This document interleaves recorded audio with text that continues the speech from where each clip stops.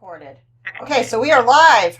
Hello, everybody. Welcome to TSC Talks. My name is Jill Woodworth, and I am the host. Today we have a special presentation. Oh, by the way, we're a podcast platform, and we discuss issues related to marginalization and oppression in the systems of care upon which we depend. And that has nothing to do with our topic today. We have a wonderful guest here, Mika, and she is going to teach us Japanese. And I just want to go over through short comics. So I just want to go over 1 minute while I'm going to admit everybody in. So as everybody's joining, I'm going to talk about the rules. Not that I like having we like having rules, but a few things to keep the meeting streaming under control. If you note behind me on my screen, I've said to stay muted. Please stay muted. And then towards the end, we will have time for Q&A, and we will unmute you when you have a question, and you can use the raise hand function to ask a question when that time is appropriate. So we'll try to go first come, first serve. We're not sure how it'll go. We'll do our best. So we really are grateful for all of you that are joining, and I'm going to turn it over to Mika and pin her to the top of the screen. So I'm going to let you take over. Welcome. Thank you so much, Jill, for the introduction. Hi, everyone. Thank you for joining us today. Before we start, it's very exciting to teach you all Japanese through short comics. We're about 100 people today live. I'd like to thank TSC Talks for organizing this event, Jill and Chris for giving me this opportunity to share my passion through teaching Japanese through short comics. So so I'm going to go ahead and share my screen.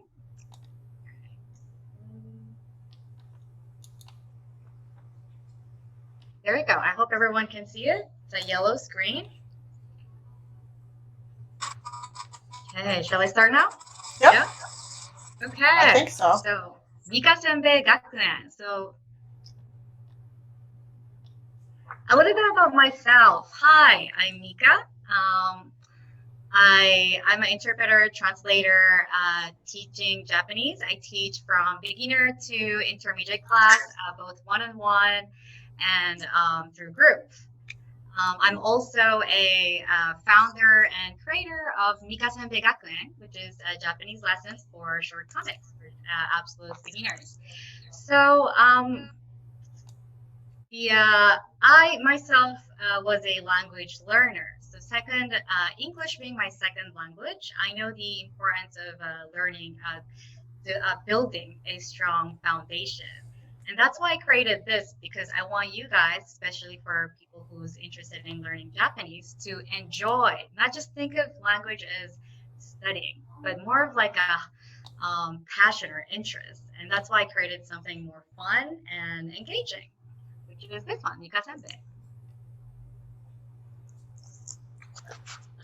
So before I start teaching you Japanese, I'd like to convince you why you should learn Japanese. Let me give you a few things. Number one is travel like a local. So what this means is if you travel in a foreign country, there's a little bit of like worries and concern because maybe for language barrier or cultural difference, etiquette, you're not sure. But once you learn the language, you become more confident, you become more ease, like your travel become more exciting. Let's say you go to a restaurant, you visit a sushi place. You can also impress your friends and family by ordering in Japanese. Or you can talk to the sushi chef. So that's super cool. So that's one of the reasons why not learn Japanese. Also, if you're traveling around, whether that's Kyoto, Temple, and Tokyo, you'll see a lot of signs, right? But if you learn basic Japanese writings, then you'll not get lost. So that's also one of the ease. Like if you travel, you don't worry. You're like, oh, I know I know where to go, and so on and so forth. And you'll be able to talk to the locals as well. So that's also one of the great things. Also, Tokyo Olympics is coming. One of the biggest reasons, there's actually increased large amount of people learning Japanese from last year because the Olympics is going to be held in Tokyo. So that's one of the reasons too why you should learn Japanese. A lot of people are going to visit in Japan. Number 2, understand Japanese culture. So Japanese culture is very unique, from modern to traditional, for tea party, calligraphy, many things, arts, sports, karate, this Japanese festival, dance, the kimono, the yukata, they're all different. So if you're learning language, you're not just learning the language, you're learning the culture, which is a lot of fun. Uh-oh. We please need everybody to mute.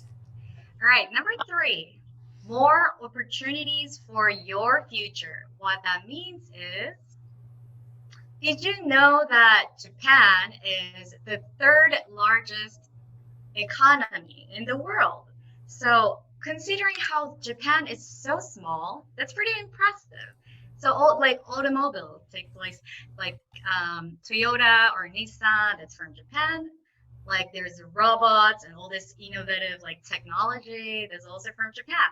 So which means not only for Japanese, but also for like the foreigners can work in Japan. And not only Japan, in the world, there's so many Japanese companies. So you can use that language, the skills. So that means there's a lot of bilingual job opportunities. So why not? Say you visit Japan, you love the country, and then you decided, hey, I want to live here. Of course, if you live, you need to have a job. So I'm telling you, there's a lot of job opportunity in Japan. Now, learn new things during pandemic. Okay, right now we're all quarantined. Majority of us is inside the house. Why not use it productively? Learn a language, or specifically Japanese. So that's why I also recommend learning Japanese. As long as you have a phone or a laptop and an internet connection, you can learn anywhere in the world. Okay? Even in Miami, I don't know, New York, wherever. You can also learn it with your friends and family, which is I highly recommend, because if you're learning together, you can practice together, right? So that's also one of the good things to do. Fun. Right. Number 5, enjoy gaming and anime. Who loves gaming and anime here? Okay, a lot of my students loves anime, and I think a lot of the audience here also love anime. I'm enjoying it a lot. To the point where I'm correcting the subtitles. I'm like, that's not what it is, right? So anime has a large market. Only even in the world, there's about 200 million people who loves anime. There's another separate like 200 million people who loves gaming and comics. So it's really it's a really large market. I want to be able to read the raw manga. Yeah, so if you've been watching anime and you're reading the subtitles, why not just learn Japanese, right? It's a lot different. So if you're listening to Japanese, you'll catch up all the phrases and you can focus on the stories. As well as gaming. There's Nintendo, Mario, there's all from Japan. So that's why you should learn Japanese. Also, you might be able to meet someone through gaming. So that's also good for communication. You can practice through gaming. All right, so a lot of my students come to me. They would say, I don't know where to start. What will be the best resource to learn Japanese? Because there's like social media, YouTube, is that a good platform? It could be good, it could be bad. I'll say you why. It's good because it's free, so it's readily available for everyone. The bad news is because it's a social media, which means it's entertainment, you could get distracted very easily, which means you won't be able to focus just learning Japanese. For example, you see something like Kim Kardashian, and then you suddenly forget about Japanese. And that's why you should focus on one thing. Okay? And that's the reason why I created Japanese lesson for short comics. So this is one of the example. Imagine you go to the restaurant, and then how would you ask the waiter's attention? You would say, すみません. すみません. Yes, and then you can order, etc. and etc. And why manga? Why comics? Because the reason why I created this is because images and stories are 10 times more effective than learning just a traditional text. That's because images and stories stores, not just to your brain, but to your heart. It's an emotional thing. It's a story. So everyone remembers it. And when everyone remembers the images, they will automatically remember the phrases that's attached to it. And that's why it's very effective. All right, now I know you guys have been waiting for learning Japanese, and now here we go. We're going to get started. Useful Japanese phrases that you can use right away. Okay, the first word would be おはようございます. It's pronounced as おはようございます. Okay, which means good morning. When do we use this? Imagine you went to school. You saw your teacher. You would say おはようございます in a high pitch. おはようございます. So that is good morning. There is another way of saying good morning, which is おはよう. So what's the difference? They look very similar. The difference is the person you're using it. If you're using it with your friends and family, you will use the short term. おはよう. If you're using it to a teacher, your manager, your colleague, a stranger, then you'll use the whole sentence. おはようございます. Okay, so that is good morning. All right, the next word is こんにちは. Okay, listen carefully. It's こんにちは. So I hear a lot of people say こんにちは, which is not the right way. Don't try to say it very fast, and don't try to skip the word. Okay, こんにちは. So it's very different. What you should do is, in Japanese, okay, each syllable is equal length. So if you read it, it's こんにちは.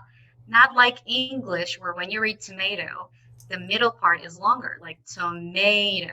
It's tomato in Japanese. So remember, every syllable is equally the same, the length. So it's こんにちは, which means good afternoon. All right, こんにちは. Let's say you were walking and you saw your friends. Of course, you're going to greet them. You'll say こんにちは. If her name is Ai, こんにちは, Ai-san. Of course. And what if you haven't seen her for a while? Simply say 元気, which means how are you? こんにちは, 元気? Okay, just like that.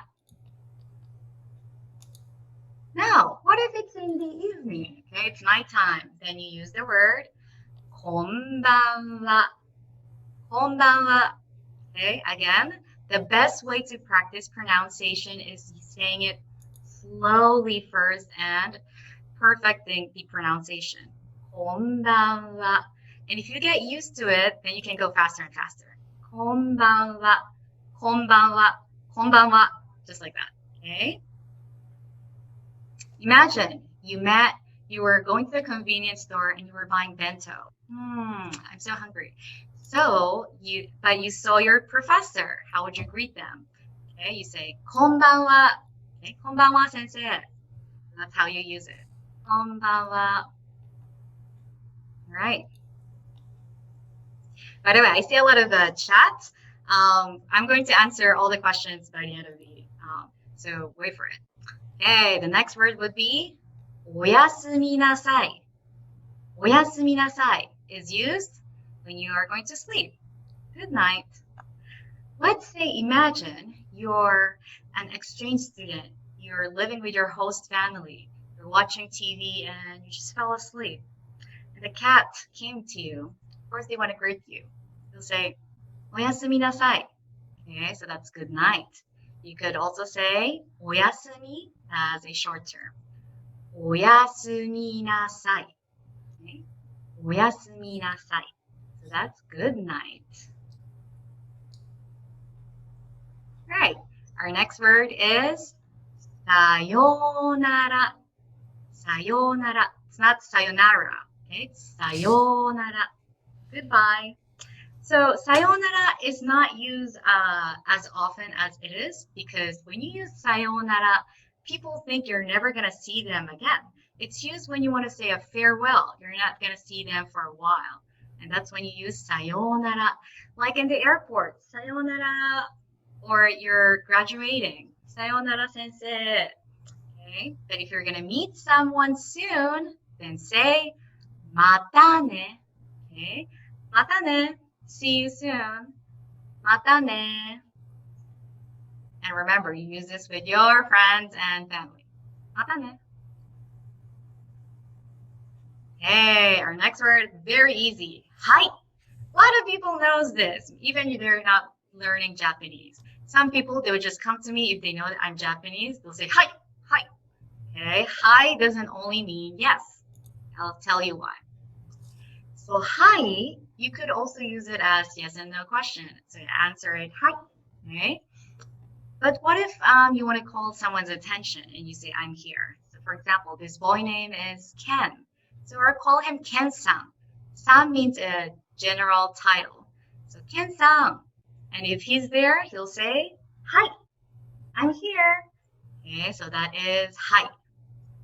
When you want to pronounce, say that you're there, you say hi. So if you imagine at school, on attendance, people are going to call your name one by one. You'll see people saying hi, hi. So that means I'm here, I'm here. All right. Now the opposite. Iie. Iie means no. But again, iie doesn't only mean no. But let's see some example. For example, your mom asks you, are you hungry? お腹 空いてますか? And if you're not hungry, of course, you're just going to say, いいえ. Okay? Even better if you move your face left and right. いいえ. いいえ. はい. いいえ. Okay? The other usage of いいえ means don't mention it. For example, you step on someone's feet. You say sorry. Okay? The other person said, don't mention it. You can say いいえ. Okay, so that's the other way of saying いいえ. Now, ありがとうございます. Very easy and useful. You can use this right away. Go to your closest sushi place and order something. You can say, tell them ありがとうございます. Thank you. Thank you. ありがとうございます. Right, so for example, it's your birthday and your friend said, お誕生日おめでとう. Happy birthday.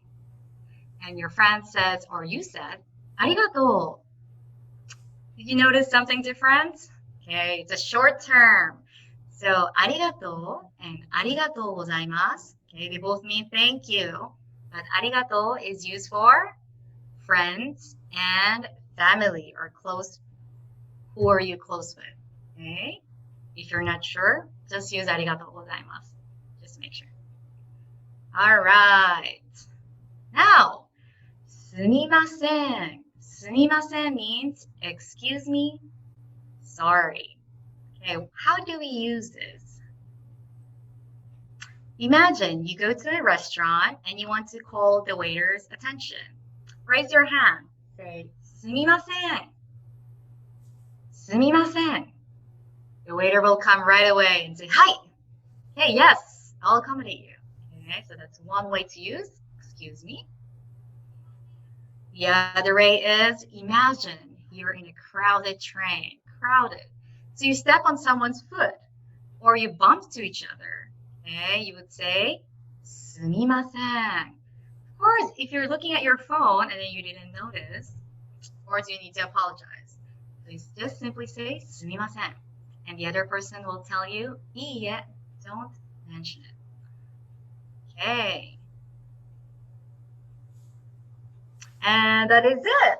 I hope you learned a lot. Now, FAQ, frequently asked question.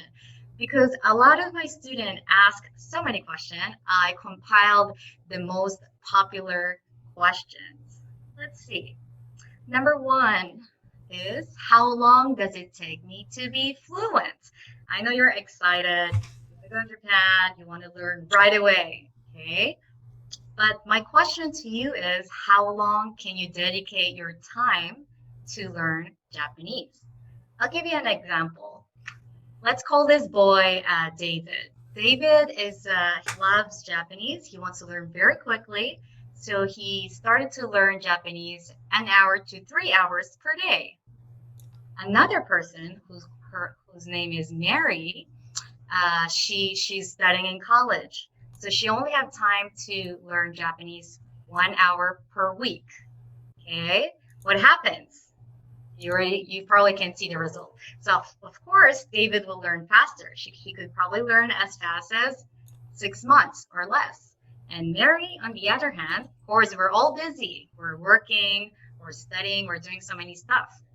So it could take, I don't know, up to you. It could be 2 years or even 1 year. Or if you're smart, then maybe in 6 months. So it's really for you how much you can dedicate your time to study language. Question number 2, should I learn Japanese writing? The short answer is yes, absolutely. If I ask you, I'm learning English, do I need to learn alphabet? Of course, yes. Because how can you pronounce English? How can you read the word, right? So you won't be able to read or pronounce it correctly if you don't know the Japanese writings. And that's why I have the free Japanese writings for hiragana and katakana on my course. And the last question is, should I learn with a teacher? This is totally up to you. If you're a person who loves doing self-study, that's great. Find what works for you. If you need someone to motivate you to teach step by step, then get a teacher. So that's really up to you, right? But if you're not sure, you could try learning with a teacher. If that doesn't work, then you can learn on your own. So it's up to you. And all right, so now open questions. So I'm going to accept all questions. I'm going to answer one by one. Let me see the chat. Where's mine? Let me see. Yeah, I think you can raise your hand too. Okay, you got some questions? Okay. Okay, let me read it first from the very beginning. Number 1, okay, I love anime. Okay, great. Big fan of Naruto. Haikyuu, yes, I see that. Haikyuu. Oh, so many Haikyuu fans. Who's Haikyuu fan here? I should probably raise your hand. I think I have everybody muted. Do you guys come from Haikyuu Instagram? Yes. Oh, thanks again for coming. Do you do personal lessons? Yes, I do one-on-one lessons. So my email is on the chat at the very top. So check that out. Oh, there you go. Oh, thank you, Jill. I didn't know you wrote it. What is the best writing to learn? What is the best writing to learn? So basically, there's 3 writings. That's hiragana, katakana, and kanji. Okay, so the best way to learn is, of course, practice writing and as well as reading, which is included in this lesson.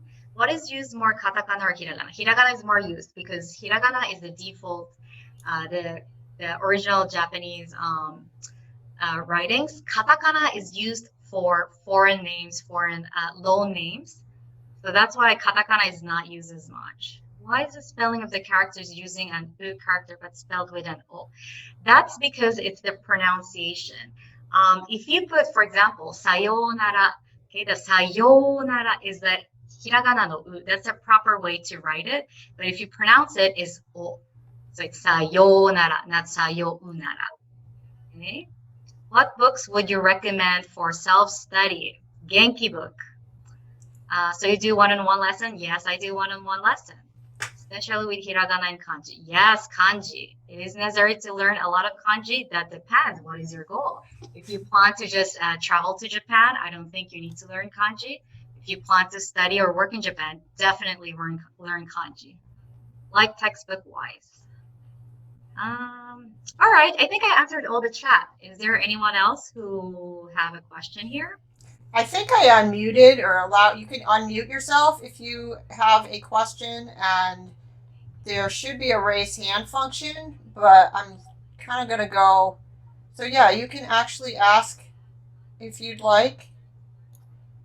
Okay, so I see there is a question. What are recommended children's books to learn Japanese?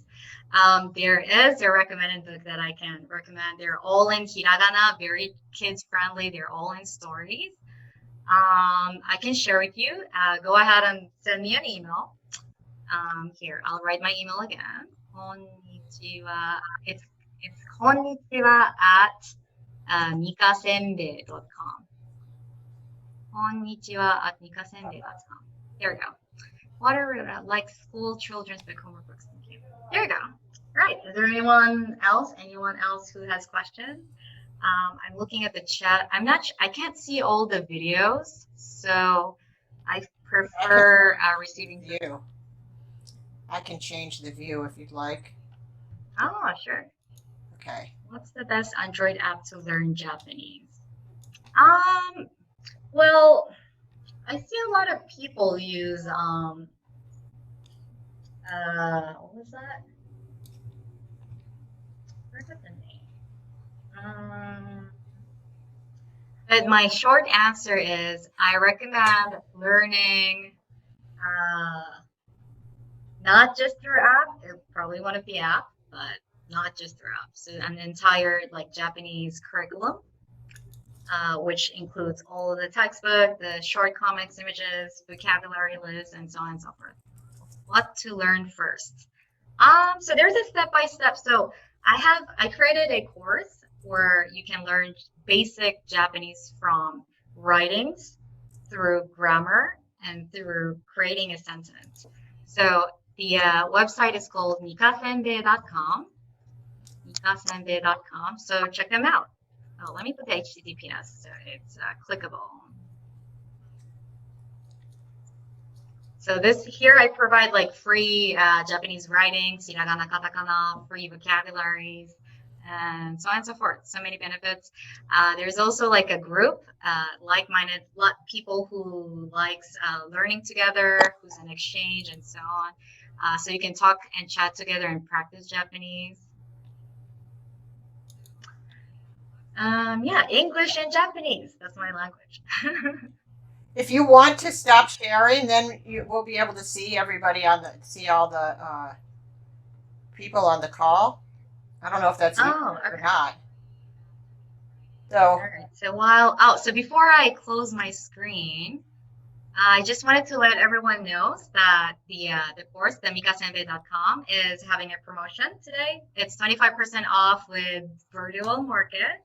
So that's a really, if you want to take advantage, go ahead and use this code. I'll put it in the chat. All right. So let me know if you have more question. You can go ahead and write it on the chat. What to learn first?